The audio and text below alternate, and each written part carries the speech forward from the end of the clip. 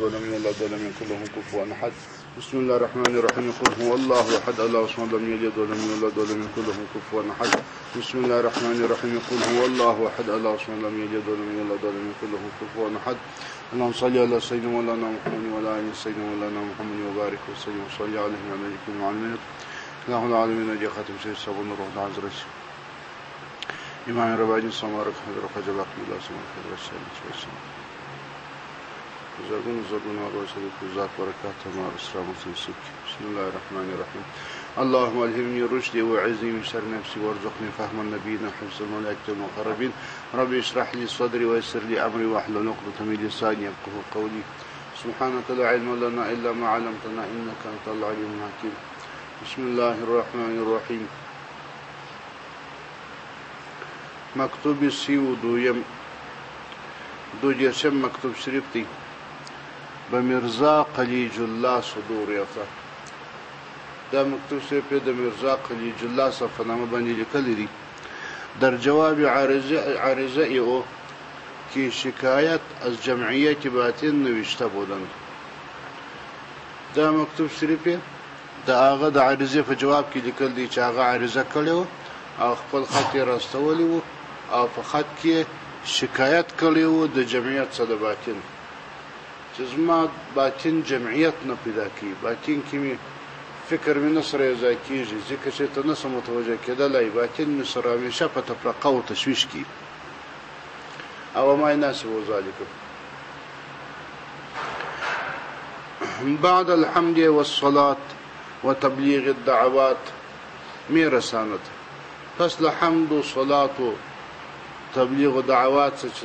د دعا او رسول غواړم تاسو ته نو مې رسنه دا پیغام درته رسول غواړم. وای صحیفه شریفه کې در باب عزا نوشته بودن رسید. وای کوم خط چې تاسو د فاتحه په حق لوانی لیکلی وو هغه مستور رسیدي. یعنی تاسو مستو دغه کور کې چې مصیبتونه پیښ شوي دغه په حق لمو د فاتحه په خاطر باندې خطر استولی وو نو هغه راته ورسېدي. انا لله وانا الیه راجعون. ما هم بتوفیق الله سبحانه بقضاء وتعالى راضی شدیم. موږ هم په توفیق د الله جو دا توفیق راکړي چې د الله جو دا فیصله و چې زموږ د کور څخه د جنازې وځي نو په دې قضا باندې د الله تعالی موږ راضي شول. موږ راضي شما هم راضي باشید تاسو هم د الله تعالی جو په دې فیصله باندې راضي اوسئ. وبدعاء فاتحه ممد معاون گردید او تاسو په دعا او په فاتحه سره په ایصال ثواب سره د الحمدلله شریفه مؤمن او معاون وګرځي. یعنی همیشه ایصال ثواب ورته کوي او دعا ورته کوي. دیگر خبر خلاصي شما باعث مسرت و فرحت گشت او بل دا چې تاسو خلاصوي است د زندان څخه د مشکلات او تکلیفونو څخه د بندیخانې څخه دا چې تاسو خلاصوي است باعث د مسرت او د فرحت وګرځي. ډېر مو خوشاله سول او از دو علم یک علم تسکین یافت او د هغه دوه دردونو څخه چې یو ستاسو د فراق او یو د خپل اولادونو د فراق او د هغه د دوه دردونو څخه یو درد آرام پیدا کی یو درد آرام شو چې دا تاسو خلاصوي است. لله سبحانه الحمد والمنه على ذلك. شکایت از جمعیت باطن نوشته بودن. تاسو شکایت نوشته کړی و د جمعیت څخه د باطن چې باطن کې می جمعیت نشته.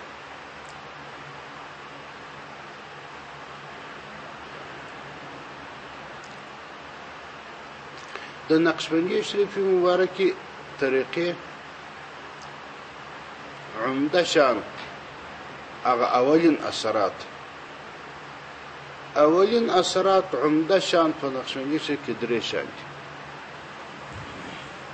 یو جمعیت دی یو ذوق دی یو حضور دی. جمعیت و حضور و ذوق دغه درې هغه ابتدایي شان دي د نقشبندي شریف. دا هغه ابتدایي برقونه دي چې انسان ته ورېداسي چې وارد رسول دی یو شیخ څخه ذکر شروع کی ابتدایي برقونه دغه شان باید موجود شي. دا شان چې درې سره موجود شول بیا د انسان لطائفه ورسته پرواز کوي، پرواز عروج کوي، تعبیر په عروج ځینې کوي، په پرواز ځینې کوي، هغه در چا خپل کار دی. و دا لطایف عروج کوي تر خپل اصولو پورې چې هغه د عاش څخه لوړ دي.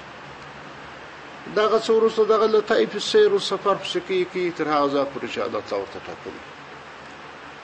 بیا دغه څه وروسته د انسان د نفس تصفیه او تزکیه شروع کېږي، بیا سیر د نفس شروع کېږي، بیا نفس د انسان په دغه سیر و سلوک اخته کېږي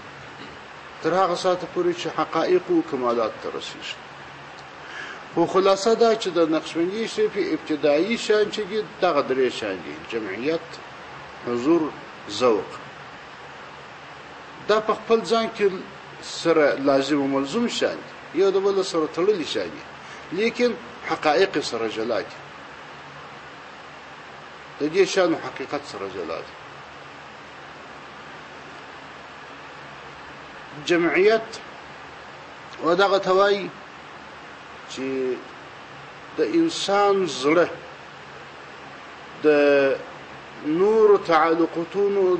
تعلقاتو و محبتونو څخه را فارغ سي، یوازې د یو الله جل جلاله محبت شروع کړي. زړه یې یوازې د یو الله وخواته سي، فکر نه درشي، دا فکر و زړه بیا سره جلا دي. یو دای چې زړه په نور شانخته وي، یو دای چې فکر په نور شانخته وي. فکر خامخا اخته کېږي، دا زړه چې د نور محبتونو څخه را فارغ سي، یوازې د یو الله جو طرف ته متوجه سي، دغه ته جمعیت وایي.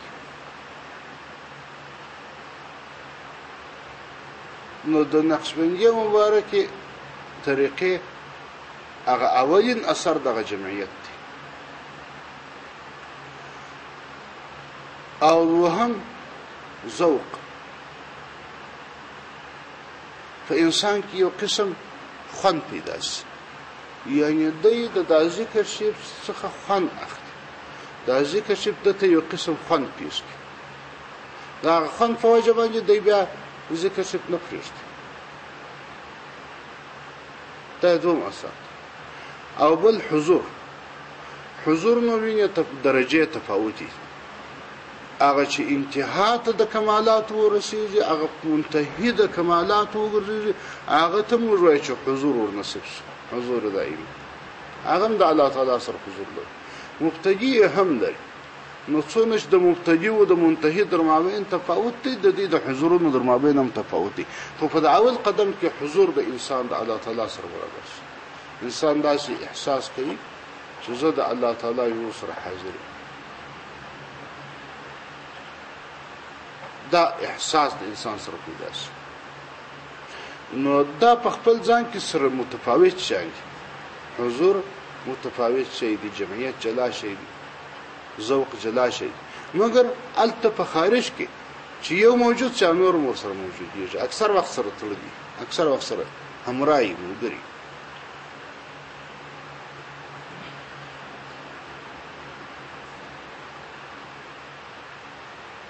د نقشبندي شي په مشایخ او مارکان چې وار د واره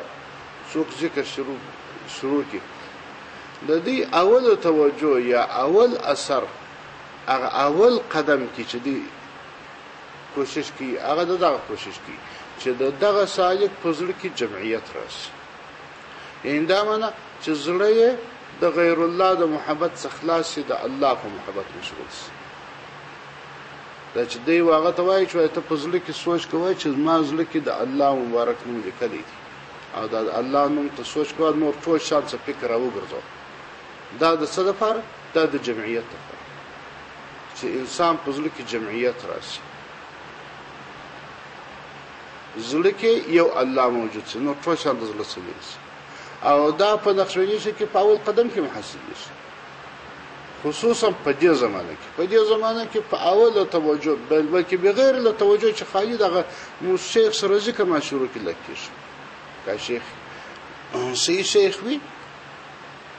واقعي شیخ وي، چې دغه ماجو سره کښینی دغه خالي ذکر شروع کړي، لا بس دغه شی حاسس د جمعیت حاسس. حال دا چې دغه جمعیت حاصلول دا په بعضی طریقو کې یا په نور وختو کې یا په هغه ابتدایي وختو کې دا دونه کلی کارو چې سلب باید په 10 کاله په 20 کاله په 50 کاله حاصل کړی وای. خو دا نقشبندي مبارکه طریقه کې دا کار دونه اسانه دي چې په اول توجه بلکې د توجه سره درمخه خالي په بیعت سره د شیخ له حاصل کی. دا چې بیا د نور د دنیا ژوند او ژوندۍ کې او نور شان د دور په یاد هغه ټول شان بیا ذهن او فکر ته ناقص د زړه یوازې د الله په محبت باندې مشغول شي او دغه جمعیت ته حاصلېدو کې سړی وای نو دا ماته څه معلومیږي دا شی ماته حاصل دي وعلا ما دغه چې دی دغه الله جل جلاله ذکر او دا الله یو سره چې د کوم شغل او تعلق دی دغه په هیڅ قیمت بیا د الله سره کول نه غواړي. حتی وجه ته حاضر یې چې ډېر لوی مصیبتونه ورته راشي مګر دغه ته نه حاضر چې د ذکر د باطل سیستس دا علامه ده چې الته د الله جل سره محبت دغه نه راغلي دي دغه نه جمعیت د راغلي دي چې د په هیڅ توګه په هیڅ قیمت باندې ودغه ته نه حاضر چې دغه شی د باطل سیستس. حتی ډېر داسې انسانان شته چې دغه په مقابل کې خپل مرګ داسې ورته معلومیږي چې ډېر عادي خبره مړ جسم خدا شي نه استکیږي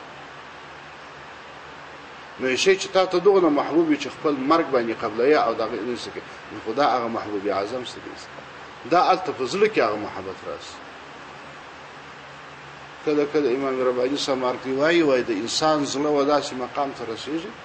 چې چیرې زر کال د خدای تعالی عمر ورکړي د نوح عليه السلام عمر ورکړي په دا زر کال به د بغیر لخ الله څخه بشور په یادم نس یعنی د وزړه ته بنس ور په یاد د دماغ او فکر او په یاد خدا د زړه ته به شي نه سراتیر او نه د الله د محبت په اوس کې دغه جمعیت وي دا په اول قدم کې حاصل شي. یو بیا ذوق دی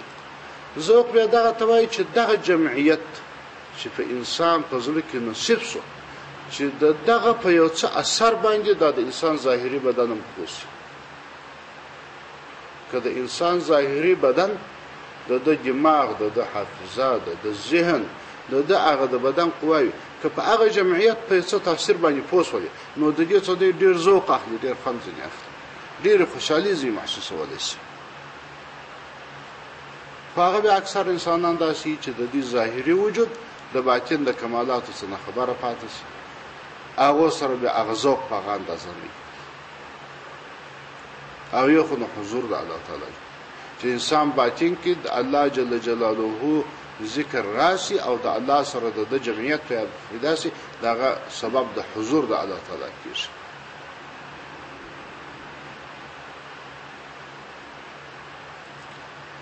خو خلاصه دا چې په دای تصوف اصطلاحاتو کې د نقشبندي شریف په کتابونو کې دغه درې شان ډیر ذکر کیږي په ابتداء کې جمعیت حضور او ذوق نو دا درې سره پیژندل پکار خدا دا هغه کسان لپاره چې بل چاته توجه کوي دا هغه کسان لپاره ډیر ضروري دی هغه باید په دغه باندې پوسي چې دغه سالک کوچشته ضرورت لري جمعیت ته ضرورت لري حضور ته ضرورت لري ذوق ته کوم شی باید په دې کې موجود شي هغه باید په دغه باندې پوي هغه ورسته هغه ابتدایي آمادګي ده چې دی ویني او طریقت ته و د لارې ته سیر سلوک ته آمادګي نشي دغه درې شان ورته ضرورت وخت چې دا شان موجود شول اوس د آماده شو د پرواز لپاره اوس د طریقت لپاره آماده شو اوس باید په سفر شروع وکړي چې دغه درې شان موجود دغه درې شان در موجودګي پر د درې شان داسې دي لکه سړی خاطر په سفر باندې روانيږي نو اول دواره لاړ شي غسل وکړي وو کالي نه وي واغوندي واتر ولګي ځان ټول آمادګي ټول ونیسي خو د کور لانی وته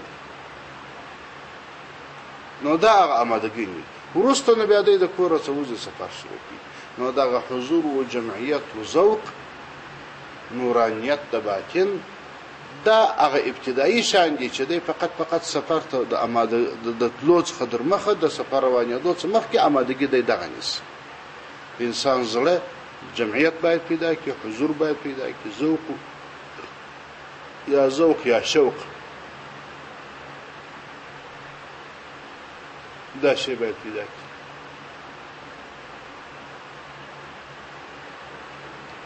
نو د دې سره مناسب یو بل خبره هم شته چې هغه ضروريات څه دي.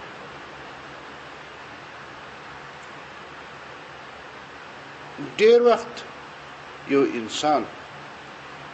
دغه جمعیت او حضور او ذوق او شوق دا په خپل محسوسولای شي. ډېر انسانان بیا خپل هغه شی نشي محسوسولای، آثار دغه محسوسي دا په آثار باندې کوي، خپل هغه شی نشي محسوس. دغه ظاهري قوی د انسان دماغ او خیال او ذهن و دغه شی دا اکثر وخت د انسان د باطن یعنی د زړه د کمالاتو څخه اکثر وخت نه خبر. د دې د مابین مناسبت به ډېر سره لري دي، دا په کمالات باندې نه پوهیږي، خو بیا کله کله په عین هغه شی باندې پوسی هغه ډېر کم. اکثر انسانان اکثر سالکین چې دي هغه په آثار باندې پوهیږي. مثلا د جمعیت او د حضور او د شوق او د ذوق د دې هغه آثار دغه دي چې د انسان په لطائفو کې درد راشي، حرکت راشي، ګرمي راشي او پارچوب راشي، د لطائف ټوله گرفته شي، سینه د انسان گرفته شي، پر سینه باندې دردونه راشي، داسې دردونه راشي لکه بعض وخت دونه تیز سره وای لکه میخ پکې ټکي. کله کله سالک داسې احساس کوي د یو شدید درد وخت کې داسې احساس وکړي لکه زما په ځګر په دازل شي مختبله نه نوته د شاده قوت د ولو در مابین یا د ولي در بیخ وته یو داسې در انسان محسوس کوي. بعض انسانان د دغه درد څخه ډېر بې تابوس ګرځي را ګرځي پر ځای باندې آرام نشي کولی. دغه دردونه دغه ګرمي چې پر انسان پر لطایف باندې را رواني دغه گرفتگی دا آثار د جمعیت و د حضور و د شوق دا دغه آثار دغه شی باید موجود. دا شی چې موجود سو بس انسان په دې باندې پوسي چې ما باید کې حضور ستا جمعیت ستا دا شانادي آثار د نقشبندي شي په موجود سو. نور نو په تفصيلات باندې هر څوک نه پوهیږي او نه هر څوک په خبرېږي، نه خدای تعالی هر څوک په خبرې او نه د مشایخ مبارکان مریدان ټول په خبر سوي. د امام رباني صاحب مبارک چې هر څو مریدانو هر څو زره کسه چې هر څو لکه نفر چې شاید یو 15% خلک په دې شانو پوهېدل، 15 نه پوهېدل. اکثر د مکتوبات شریک کې چې مکتوبونه راغلي دي اکثرو کسانو دغه شکایت کوي چې مور د باطن په دا اشته یادې پناه او بقا او فلان او فلان او فلان دا شان وایي خموج نه پوهیږي، دا شان خموج نه دی. نو د مبارک وای چې دا شان چې د دې علم ارچات نور کول کیږي. یو موجودیت د احوال دي، یو علم پر احوال دي، دا فرق لري. نو د احوال موجودیت ضرور دی، دا خبره ضرور ده چې تا ته هغه کیفیت موجود شي په باطن کې. اکما ستا په باطن کې راشي دا شی موجود دا چې ته بیا په هغه شی باندې علم لري یا نه لري یا ته په پوهېږې یا نه هغه نه ده ضرور. هغه کمال د انسان په باطن کې موجود وي. نور چې ته په خبر یا نه په خبر هغه د ضرورتو څه نه ده.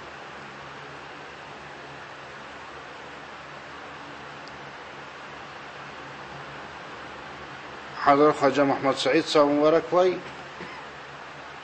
خواجه احمد سعید صاحب مبارک او یا یو بل شیخ مبارک ته دغه نقشبندي شي په هغه لیکلي چې یو خو خیره خبر راسه اوږدیږي هغه بیا بلې خوا ته ولاړ شي مکتوب شي بیا راسه پاتېږي. نو وایي شکایت از جمعیت باطن نوشته بودن وای د شکایت کړي وو د جمعیت څخه د باطن. دغه د جمعیت باطن د فار طریقې دوی وي. یو د امام رباني صاحب مبارک څخه مخکې اولیاء او طریقه و د نقشبندي شفیع د مشایخ مبارک یو بیا د امام رباني صاحب مبارک سره نیولې بیا تر اوس زمانه پورې کومه طریقه دغه طریقو لږ تفاوت درلود د مبارک څخه مخکې د حضرت شاه اولیاء شاه نقشبند صاحب مبارک و د عجب د احرار صاحب مبارک او د هغه مشایخ مبارکانو داغه معمول دا و چې دغه جمعیت به دی په وقوف قلبي سره حاصله و یو قسم طریقه و دی استعمالول هغه ته به دی وقوف قلبي وایي وقوف قلبي دا و چې تبه متوجه کړل ته ته ول د خپل زړه ته ګور دا نه درته چې ذکر کوه او خپل زړه ته ګور چې هر سوچ او فکر راځي استکوای د خپل پزله باندې پیرادار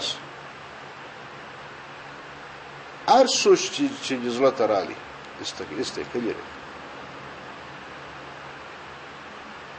چې په هر شي کې فکر باندې دی هغه لري نو دی به اول دار پر خپل زړه باندې پیرادار دا به اول دواره خو به څه زور غوښتي خو په یو دوی ورځې یا په درې ورځې کې به انسان په دې کې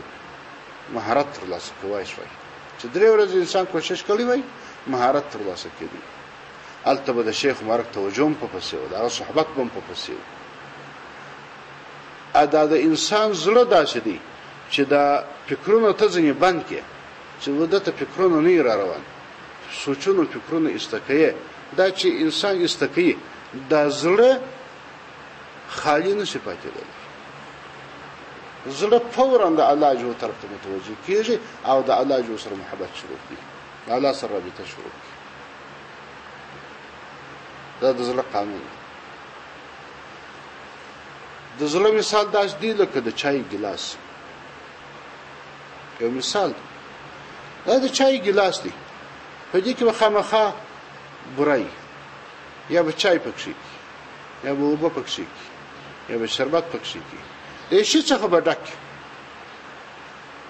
حتما مې دې شي څخه ډک کله خالقي استدې کې ټول شان زی استقلال حتما دې د هوا ډکیش دا ګلاس په د هوا څخه مخاله کیږي دا امکان نه لري چې ته د څه چای استکه شیږي زی استکه شربت زی استکه ارڅ زی استکه او دې نو خالی پاتې شي په دې کې نو شي نه دا امکان نه لري نو شای چې دې څه د هوا ډک هوا نو نه څه زی استکه د هوا څخه خالی کېده غیر نو دا د انسان د زړه د پاره بیا محبت او ذکر د الله یاد د الله جو داس دی لکه د ګلاس د پاره هوا کله زړه څخه هر فکر چې په زړه کې وو هر شی چې زړه کې وو هغه شان ځین استکوا چې هغه ځین استکړه دی خالق خپل د الله د محبت څخه دی چې نیولې دي نور شان نیولې دي چې هغه ځین استکړه پس د محبت څخه نو دا د مشایخ مبارکانو تجربه ده نو دې ته دی وقوف قلبي وایي چې انسان په خپل تجربه باندې واقف خبردار دا هغه څخه ورسته چې وقوف قلبي به تمام شو هغه کې به د مهارت پیدا کی پس دا هغه څه بیا د نفي د اثبات د کلمې صرف ذکر شروع کوي بیا به د دې ټول کمالات په دې اثبات کوي د نقشبندي شفیع به خدای غدوا ذکرونه د امام رباعي صاحب صدر مخه چې څونه مشایخ مارکان راغلي چې سړی د دې حالات د دې کتابونو مطالعه کې دغه دوا شام پکې په فی قلبي ذکر د نفي او د اثبات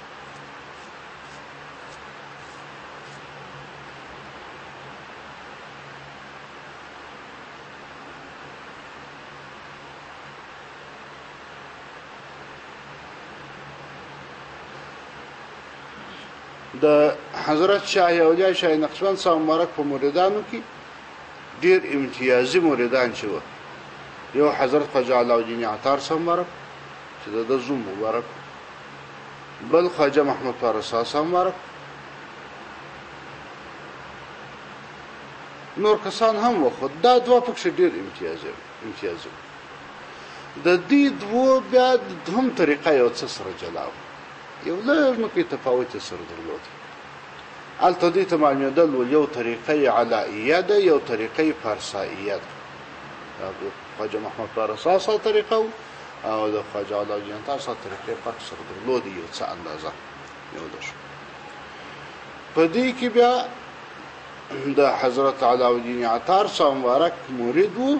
حضرت نظام الدین خاموش صاحب مبارک ورته وایي چې دغه مولانا صادق کشغری صاحب پیر مبارک وو یعنی د جامع صاحب مبارک د زیارت کې چې د سره کوم شیخ مبارک پروت دی دا دغه پیر مبارک وو یعنی دا شیخ د جامع صاحب مبارک پیر وو دغه شیخ د پیر مبارک دغه پیر بیا حضرت نظام الدین خاموش صاحب دی چې هغه د خواجه علاء الدین عطار صاحب دا هغه په سلسله کې بیا دغه ذکر ستا د الله ذکر دغه اسم ذات شریف ذکر ستا خو د نور مشایخ مرکانو په طریقو کې نشته خو خلاصه دا چې دا ذکر ډیر کوم امام رباني صاحب مبارک بیا دغه طریقه دا سر ترتیب کړل چې وقوف قلبي په دا ذکر د زړه واړوي وقوف قلبي بس دغه د فضل کې د الله نوم یادوا دغه ذکر دغه عین وقوف قلبي دی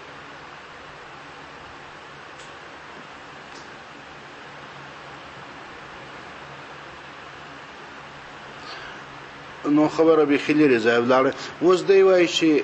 دغه مرزا قلی جلا صاحب شکایت د جمعیت سره د باطن نوشته کړو نه د لیکلی وای چې ما باطن کې جمعیت نه راځي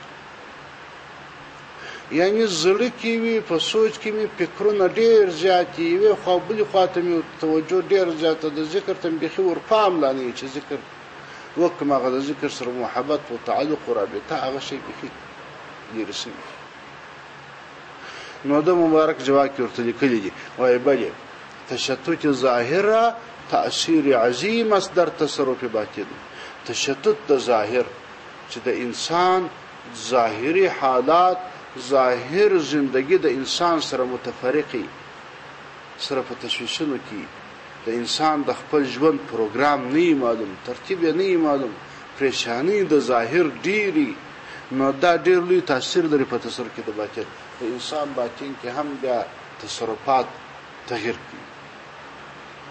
پر هغه باندې اثر اچي نو ته ظاهرا بند سوی وي د بندخانه سره له سوی وي حالات سره برابر نه دي ژوند د ژوندۍ او پروګرام دې نه دي معلوم نو ځکه دغه د ظاهر تفرقه دا په باطن باندې اثر کوي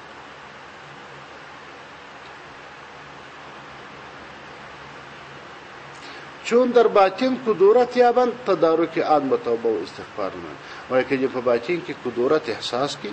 یو څه تاریکوالی او څه خرابې دي په باطن کې احساس کړ دا علاج همیشه په توبه او استغفار سره کوي بس توبه کاږه او استغفار وای دا علاج دی و چون صورتي حائله ظاهر شود او که صورتي حائله ظاهر شو یعنی یو داسې صورت ظاهر شو چې حائله و ورخطا کوم کې وسله بیرون کې سالکین ته دا شی ډیر پیښیږي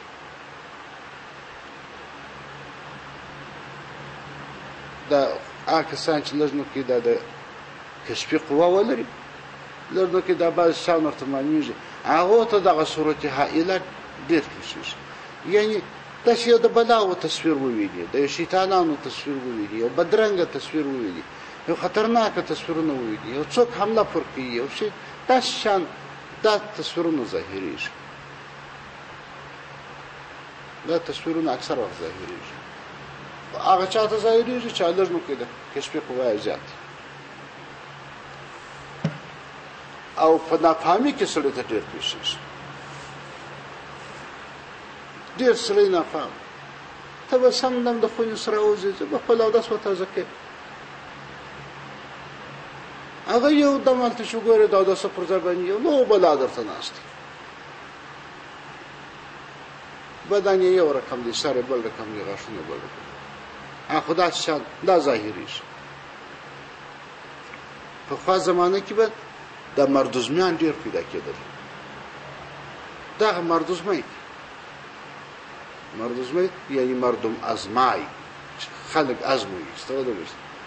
څونه شجاعت لري څونه غیرت لري څونه غشتل لري فارسی کې ورته غول بیابانی وایي، عربي کې هم غول ورته وایي،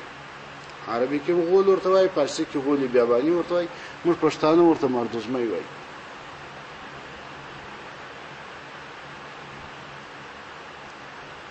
خلک کیسه کوي د سره روانو را روانو د درختې په سر کې شپه ور روانم د درختې په سر کې سیرلی ولاړ، سیرلی و مګر غاړې د اوښ په رقم باندې اوږده و، د اوږده غاړې ولکه د اوښ د درختې په سر ولاړ، سر یې رایسته کړي، سر یې ماته رایسته کړي. بل وایي زه را روان وم، یو سړی و دغسې جګېدی لنګوټه غټه لنګوټه په سر و، لنګوټه هم غټېدل، دی هم جګېدی اخر بیخي لکه خاده دونه سودو. خو دا کیسې پخوا خلک کولې، د اوس خلک یې نه کوي دا کیسې. د اوس خلکو ته د پخوا زمانې خلکو خبرې ورته دروغ وایي، دروغ نه دي، ټول حقیقت دی. د پخوا زمانې انسانانو نفقه پاکه وه، ډوډۍ یې پاکه وه، لباس و نفقه د انسانانو پاک وه، او انسانان په پالتو شیانو باندې نه وه مشغول، عبثیات او پالتو شیانو باندې نه مشغول. د انسان چې نفقه پاکي کشفي قوه یې زیاتېږي، هر څومره چې انسان نفقه ناپاکه کېدل هغونه کشفي قوه کمېږي. دا د کشف قوه چې ده دا په نفقه پورې سخته ډېره اړه لري،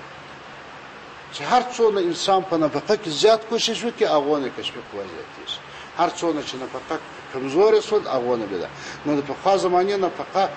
ډېره پاکه وه، د انسانانو یې کشف درلود، اکثر انسانان یې مکشفین، ذکر به نه و اخیستی، دغسې د قوه درلود، دغه شیان دوی ته ډېر معلومېدل.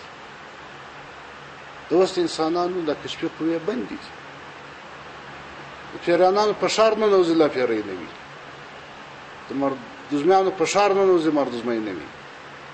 دغه وجه. نو وای که چیرې صورت حائله ظاهر سو ذکر دې کاوه او یو داسې تصویر درته رالی به کلمه تمجید لا حول ولا قوة الا بالله العلي العظیم دفعان بکنن، بس فورا په دې وخت کې دغه الفاظ وایي چې لا حول ولا قوة الا بالله العلي العظیم. نسته ګرځېده د دغه حال څه، نسته قوت په مقابل کې د دغه شان، مګر په توفیق د الله علي العظیم. او بس دا شی به ووایي، الله تعالی ته به متوجه شي، هغه شی ایستل کېږي.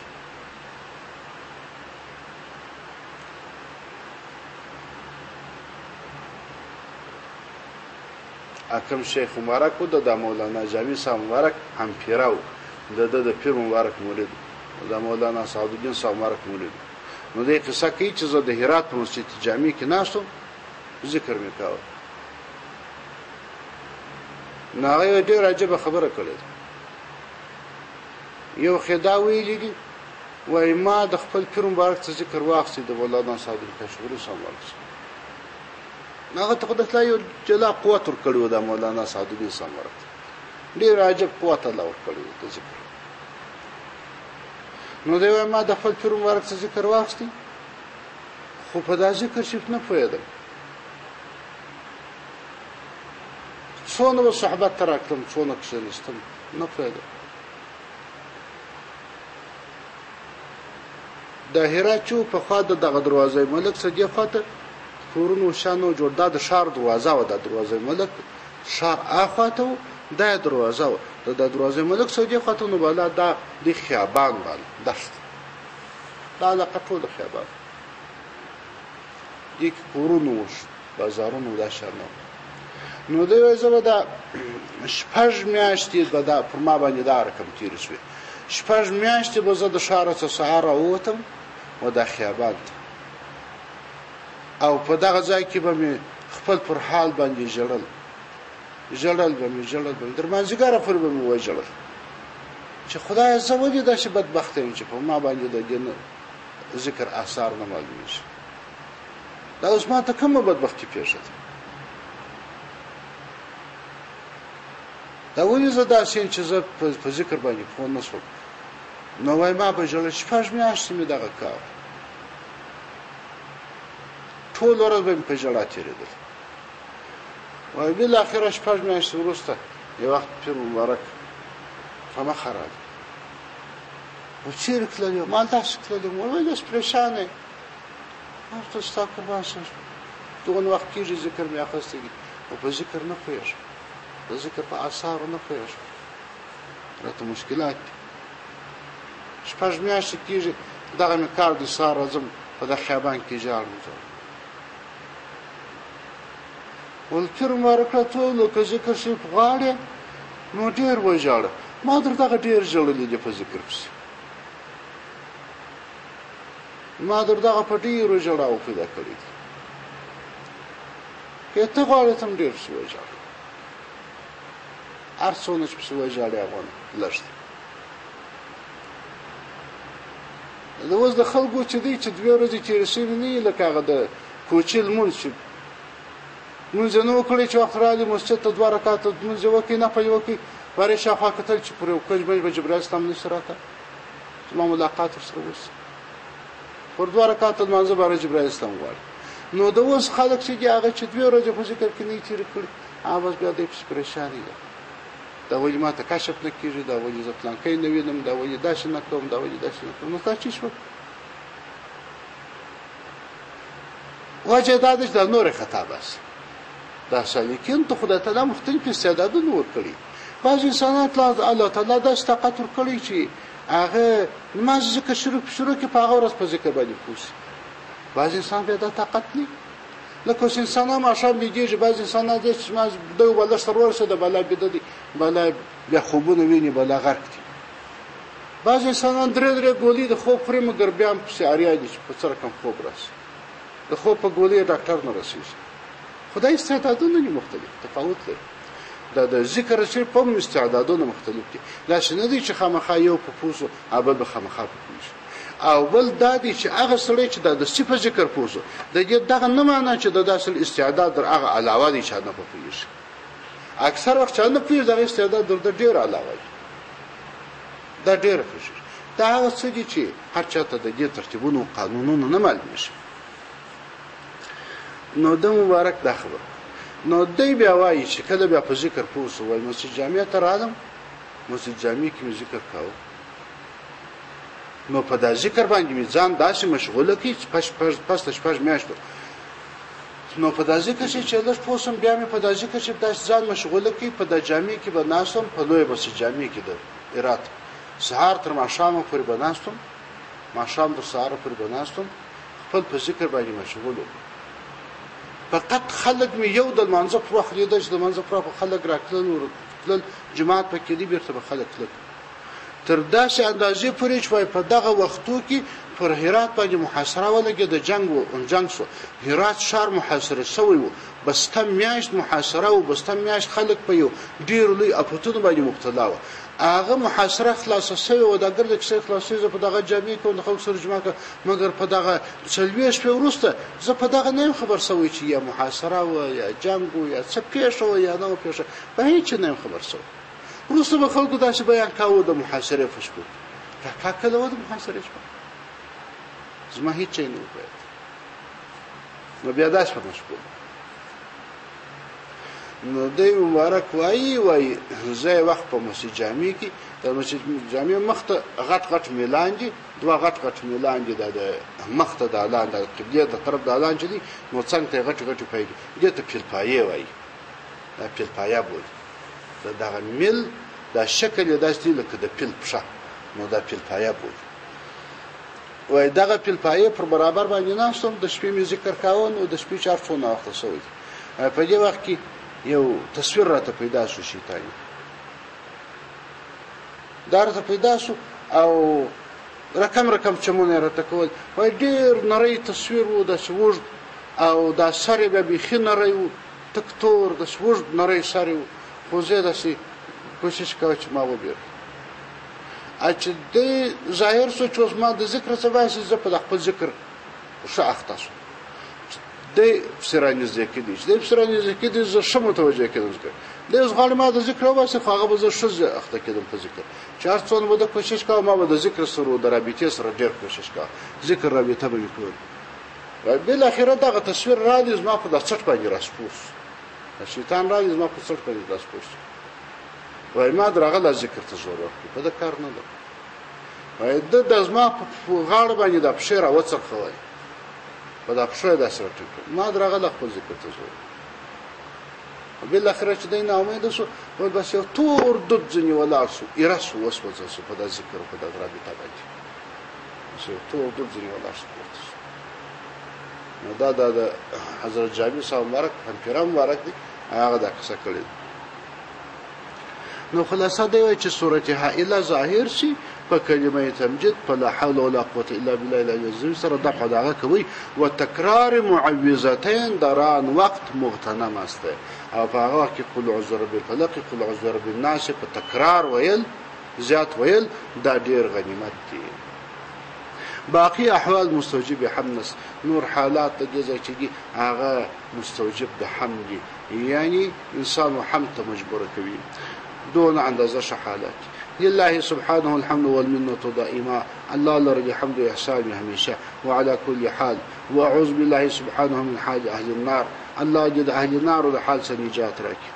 فقير أثر ضعف داشت بنابران بتفسير أحوال نفر داشت وخفل زار شيء وإذا فقير تو أثر ضعف يدرولي صحت بكمزوري وضعيفهم نو په دې خاطر می تفصیل د حالات نشي درته کولای نور استاد مکتوب جواب په تفصیلی توګه ونه لیکي حضرت حق سبحانه وتعالى ما وشماره برجاده الشريعه المصطفويه على صاحبها الصلاه والسلام وتحيه استقامت کرامت فرمایا ده الله جل جلاله تاسو ټول ته د شریعت مصطفويه فرجاده باندې پر لار باندې استقامت راته نصیب کی چې پر لار باندې مجوان شو اللهم صل على سيدنا مولانا محمد وعلى ال سيدنا مولانا